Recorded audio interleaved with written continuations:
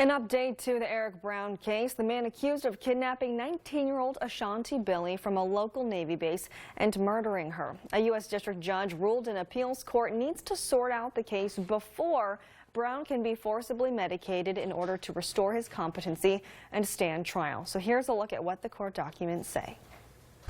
Federal prosecutors are trying to forcibly medicate Eric Brown to restore competency so he can stand trial.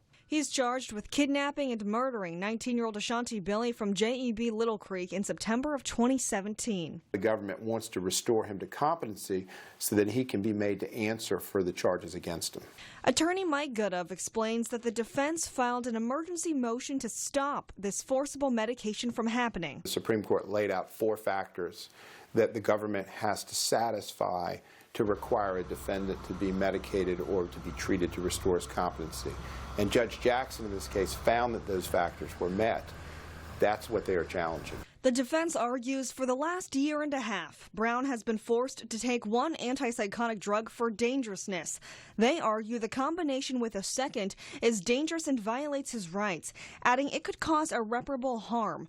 They also argue the government needs to meet its burdens before forcibly medicating a person, raising constitutional concerns. Well, I don't think he's going to walk away. I think if he's not competent, he's going to remain incarcerated just because you're not competent to stand trial, they're not going to release him.